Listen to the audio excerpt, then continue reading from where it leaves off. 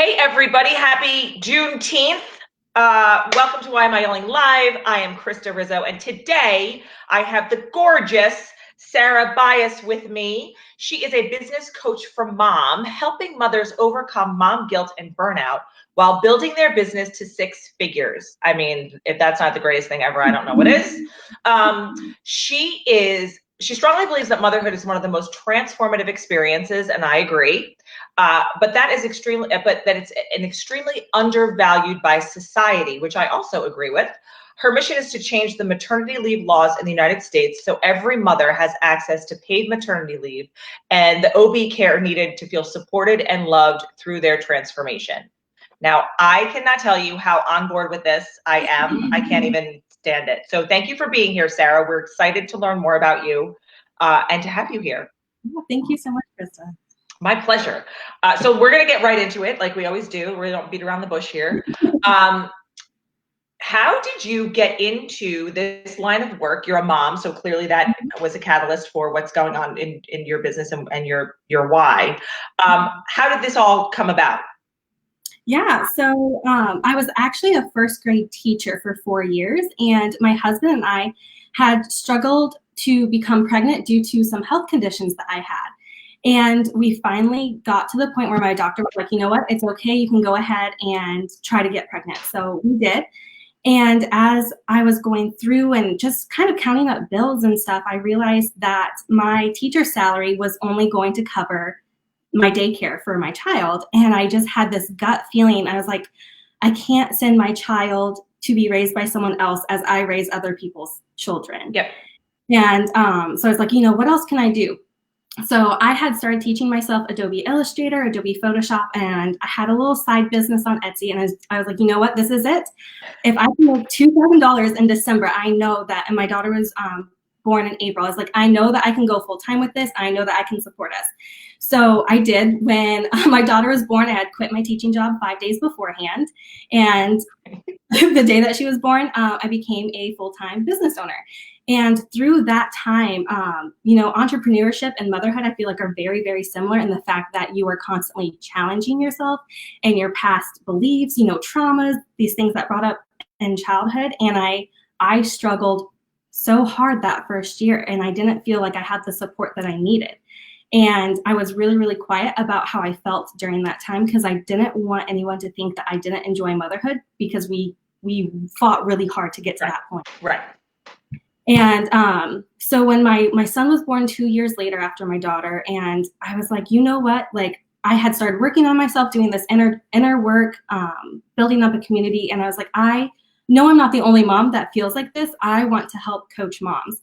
And so funny story, it actually took me 2 years to get to that point of like, what I'm going to do, because I kept talking myself out of it. And I had written a small blog post that I had sent to my brother like 3.5 years ago. And I was like, oh, I'm a mom. I'm going to give you my formula for sales. I didn't have a formula for sales. So good. I didn't post this blog post either because I was so scared. And I found it a couple weeks ago. And I was like, 3.5 years ago, I knew that I wanted to do this. And just this year, I decided to start walking out on that, supporting moms fully in business so they can have that work-life balance that they want. I love that. And so so I have so many questions. So my mind is like, wait a minute, stop. I think that's really important. And it's funny that you say that because I think most of us are hesitant to have these thoughts and feelings and wants and things like that. And we're like, I don't know if I can do it. I'm not sure. I mean, it was 2002 when I actually said out loud to the world that I wanted to be a life coach. And it wasn't until 4.5 years ago that I did it. Right. So it took a long time. So I think, the universe works in mysterious ways, and it works in the ways that it works for a reason. What has been your greatest joy in starting your business and helping other mothers, achieve their success? I think it's this ripple effect, knowing that when you show up for yourself, you're showing up for others as well. And so the love that you're pouring into yourself transcends into them, and then it goes into their communities. And it's just such a great way to see how, like, mission driven and movements start just by being real and authentic and taking that leap. Because it's scary as heck to say, you know what, this is what I'm going to do, and then to take those steps. But when you do it, other moms are like, oh, I can do it because she's doing it. And then the moms in their circle go, well, if she's doing it, I can definitely do it. And we need more of that to value ourselves and really go after the lives that we want, because we're not just supposed to be moms. Absolutely. And what's funny is, like, every time I go out with my mom friends, it's like we talk about kids for the first 5 seconds, and then it's like, let's stop, like, forget it. Do you have a specific business that you focus on with women, with moms, or is it there's the sky's the limit, it doesn't matter what they're doing? Yeah, it's right now it's really just moms who want to make an impact. So something that they value, some of my clients are moms who are working with women going through infertility and wanting to support them, because it's definitely in an area where women feel so much shame and guilt. We think that our sole purpose and what separates us from men is the fact that we can carry babies. And when that's taken away, our identity, we really struggle with that. So, just moms who want to step out and make an impact of, usually it's something that they had experienced and then they had that transformation. So that's like really my sweet spot of who I like to work with. I love it. And I think that, especially for women, I mean, there's an age difference between us. And I was raised in a certain generation and you were raised behind me. So, I often say when I'm coaching or when I'm speaking, I was not taught to prioritize my relationship with myself and learn how to create transformation as a human, for me personally, from an early age. I didn't learn that until I had to go through the depression and the anxiety and the burnout, right? And so heading it off at the pass is a great idea. And I feel like that's something that you do. Yes?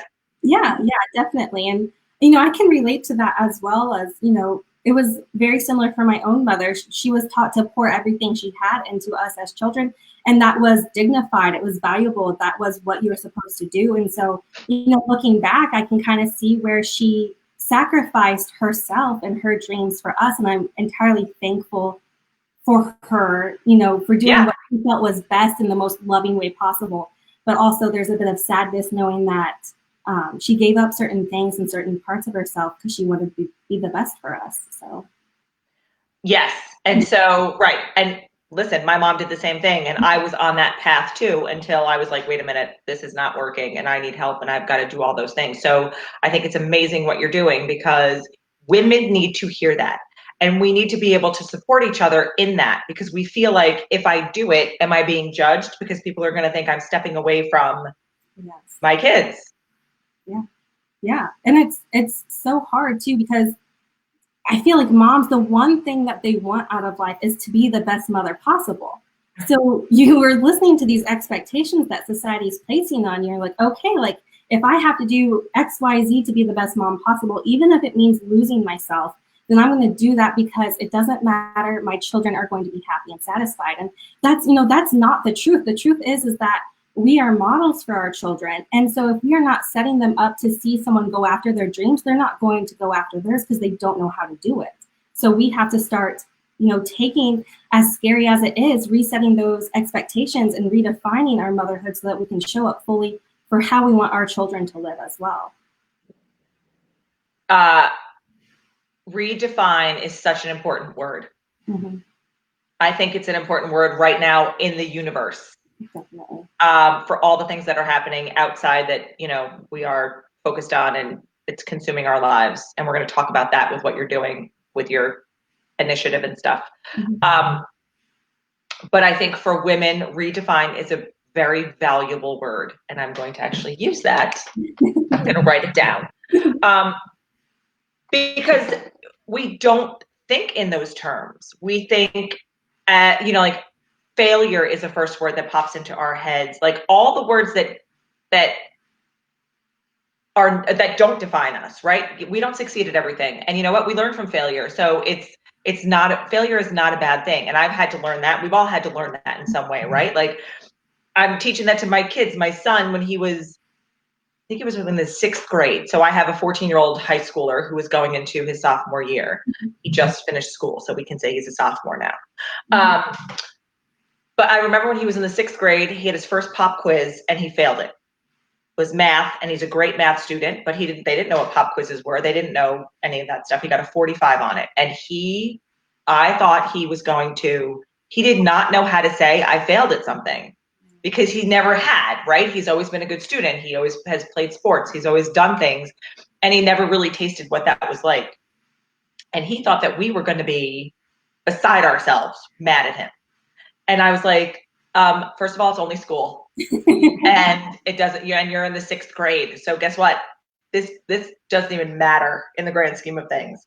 And when you put things like that in, like things that we think are so big that really aren't, into perspective, it redefines what failure means. It redefines what motherhood means. It redefines your relationship with who you are. And so what is like one tip that you share with your clients or your audience for taking the first step to redefinition? Ooh, I love that question, because it's so different for every single person. And I think where it comes down to is really looking at what you value in life. So I have friends that they feel so guilty because they're cooking their family's food from a box or a can, or, frozen, because they just, it's what they have. You're cooking it. And so they think, they have this idea that 50s era wife of like a pot roast every night is what my children deserve. So I think it's like coming down to what you really value in life. Like if you don't value, and there's nothing wrong with like not valuing a home cooked meal, like right. If you just throw something on a plate, like, and that's what you value is like more of the community that comes from around the table than the process, then, let go of the expectation that you have to have this like potato and meat dinner every night. So just, right. Finding the what you value in life and making sure that your actions adhere to that. I think that's a great tip. Oh, by the way, like really think about this, ladies that are watching, because we do put so much pressure on ourselves to overperform or be like our mothers or be like the Martha Stewart magazine where you see everybody with their home cooked meals every night and whatever. And if that's something you prioritize, amazing, because I love to cook. So that for me is important, right? That's my therapy. It's like part of my self-care routine is getting in the kitchen and turning on my music and making dinner for everybody. And we sit down at the table. It's not for everybody. I have 25,000 friends who will say to me, "You're crazy. I'm going to order dinner. We're like, and we're going to eat on the go." And awesome. It works. Whatever works for you works for you. Mm-hmm. So I think that's like a great first tip, because really think about what your priorities are, because that's important. It is incredibly. And, this is, I have this idea that how we show up in our lives, we think about what we want to pass on to our children, like these heirlooms. And usually it's things, earrings, rings, right. Stuff like that. But I think the real heirlooms that we're passing on to our children is how we show up daily in our lives, because when everyone's going to have a deathbed, and when we look back on our life, we don't want to think like, man, I'm really happy that I checked off that to-do list on May 20th, 2020. Like, and so the heirlooms that we pass on are really how we show up for our children every single day. And it starts with that redefining of what you really want out of your life, what you really value. I could not agree with you more. So that's that. So now we're going to talk about, I'm sticking with redefine. Yeah. You are on a mission to redefine laws in the United States for maternity leave and obstetric gynecological care. Yes. Tell me why you are so passionate about this, because this is a big thing and we need this. So I love it. Yeah, it's I can even feel like some passion boiling up right now. That makes me happy. So like I said, I had really struggled with my transformation into motherhood. And I was like, there's so much going on that we don't talk about in motherhood. Things that happen, physically to your body, and things that are expected. I remember I was going into my daughter's 2-week appointment, and we had struggled with breastfeeding at the very beginning.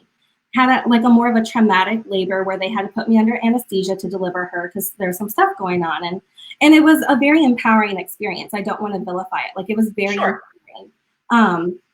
but my husband had to carry the car seat in, and he opened up the door for me while holding onto the car seat, and he let me walk in because he knew that I was still in a lot of pain from having a C-section, just giving birth. Like no matter how you give birth, right.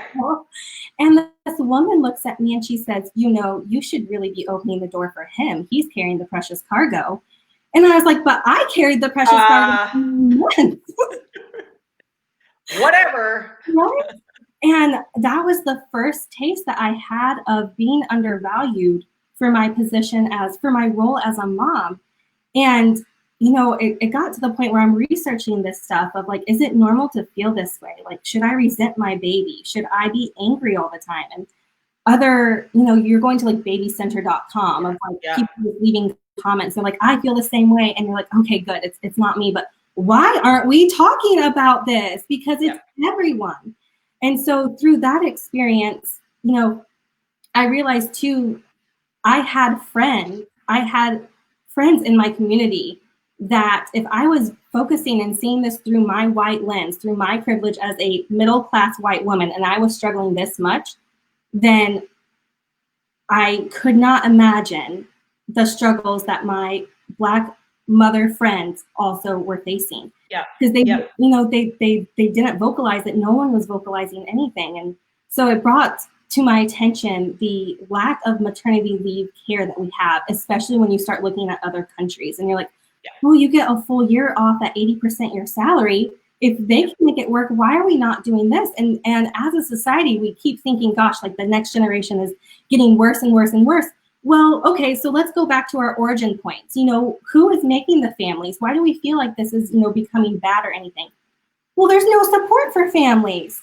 Right. So you have women going back. I was reading the statistic, 25% of women go back to work within 10 days of giving birth.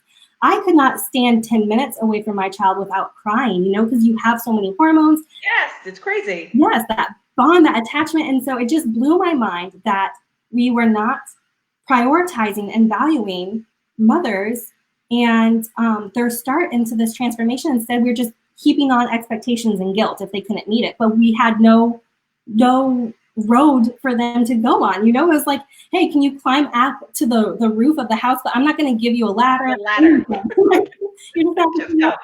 Yeah. How are you now how are you making this impact? What are you doing? Do you have a cause? Are you partnering with tell me, I need to know. Yeah. So I'm honestly I'm still figuring out so much of this. Okay.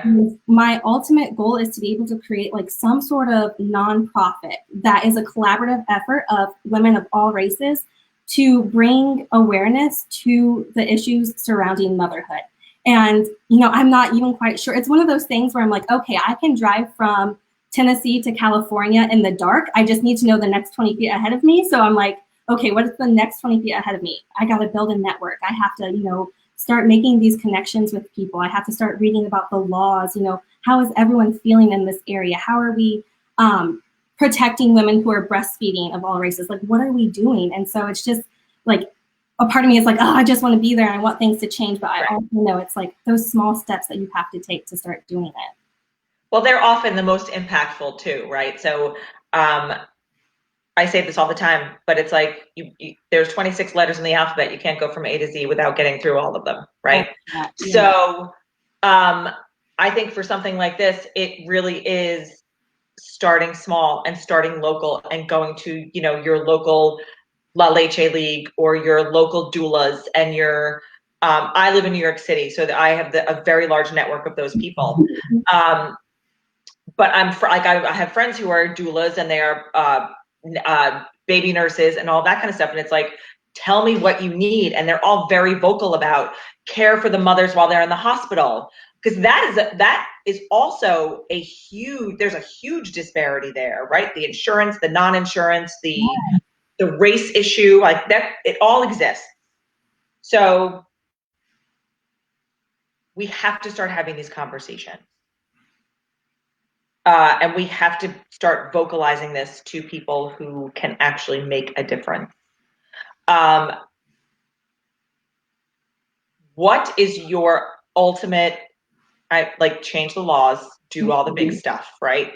But if you were going to do one thing today to move the needle forward, what would that next step be? Yeah, that's a really good question. I think for me, it's like you said, like bringing awareness to these topics, and maybe even, you know, I have a pretty small community, but it's very engaged, and so bringing awareness to these topics that we're sharing right now. And I think when you start using your voice, you know, when you start yelling about the things that you're passionate about, you know, that it's that ripple effect again. So I think it's just being more loud, you know, and so that other mothers can have the confidence, or even the steps, you know, can kind of see like a small trail of where they can start being loud in their own lives too. I feel like it starts very, very small, but it grows. So yeah, just having more of those conversations and building awareness and asking other people to come in and share their experiences. Because listen, like you can post, I posted a little thing on Facebook the other day about wanting to change the maternity leave laws, and kind of shared, you know, the different things that were going on in different countries. And the comments that I got on there were so heartbreaking, of women not going back to their postpartum check, because you only get one postpartum checkup. Yep.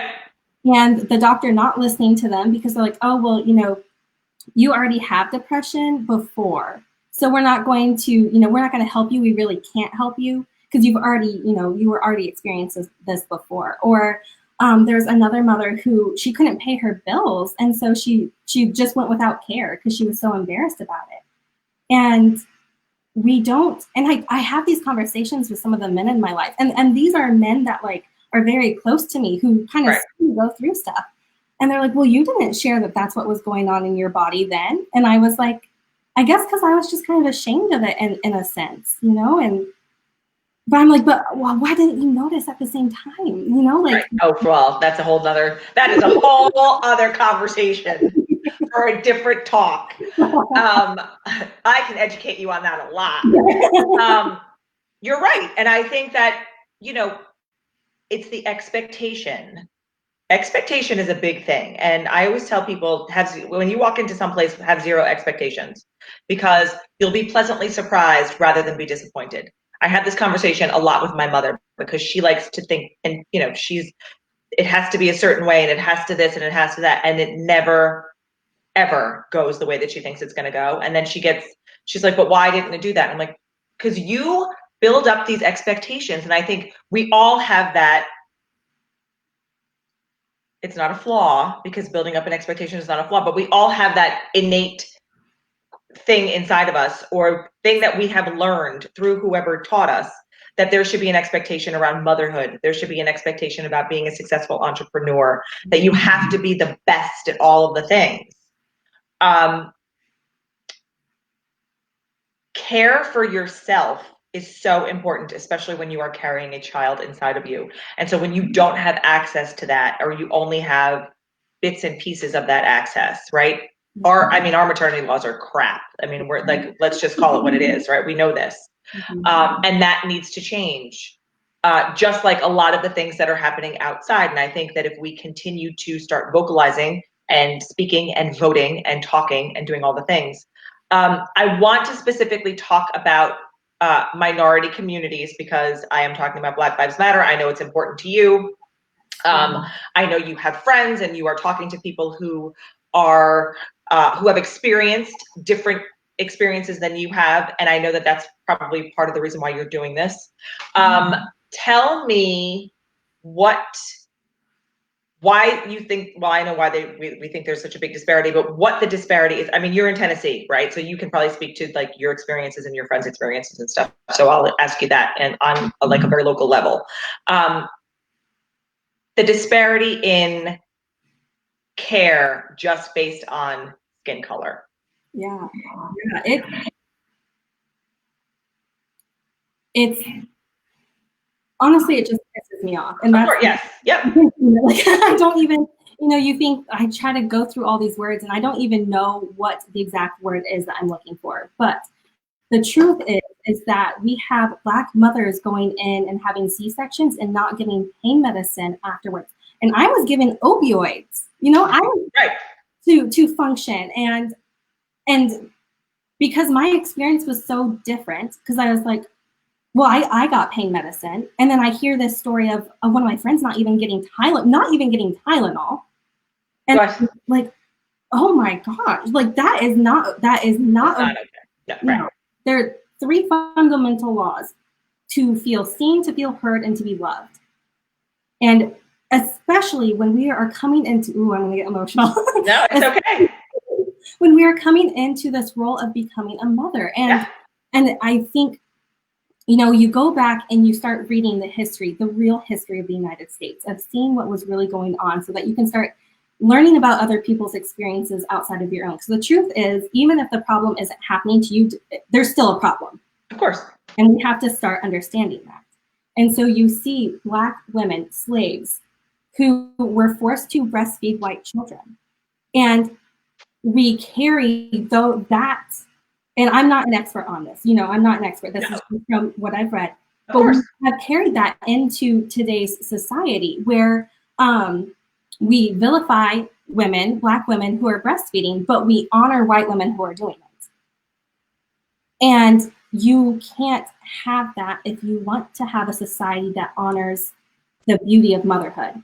And so with changing these maternity leave laws, I want it to be a collaborative effort of everyone, because motherhood is a collaborative effort in general. You know, we say it takes a village to raise children. And I think it's so important to realize that the women who are suffering most from these laws are our Black mothers.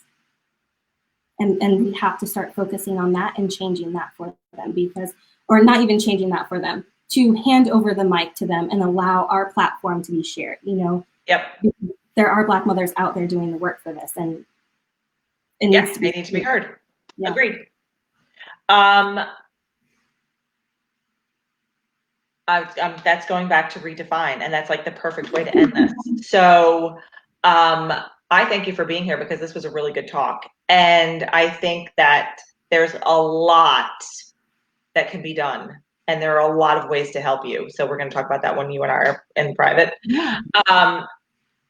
But everybody out there, think about this. Think about your mother. Think about your sister. Think about your friend. Think about your partner in life if you are a parent. And think about the care that you received, and then reach out or have conversations, because I know that your girlfriends or the women in your life all have people in their lives who are mothers. Mm-hmm. And just start doing the work. I mean, it literally is just about, Google is your friend. You don't have to go, and I was saying this to my friend yesterday, you don't have to like go into the archives of, you know, the library in New York City in the basement to get what you need. You literally can pull it up on this handy dandy little thing that doesn't leave your side, right? So if you have to do the work with whatever it is that you're interested in. So I think redefining motherhood, redefining this transformation into motherhood, redefining the laws and the value around humanity is important. And we're doing that. I see us doing the work. I see us all pitching in and trying to make it happen. So that makes me happy. So thank you for being here. Thank you for helping us redefine those things. Everybody go follow Sarah. I'm going to put her social media handles in the comments. And if you want to get involved, I highly encourage you to reach out to her, because you guys can make something big happen in the world, and I am excited to see it. Thank you for being here. Thank you so much, Krista. Stay right there. Everybody else, have a great weekend. Happy Juneteenth. Go celebrate freedom for all of your friends and for yourself, because today's an important day, and I'm glad that we are celebrating it. See you guys later.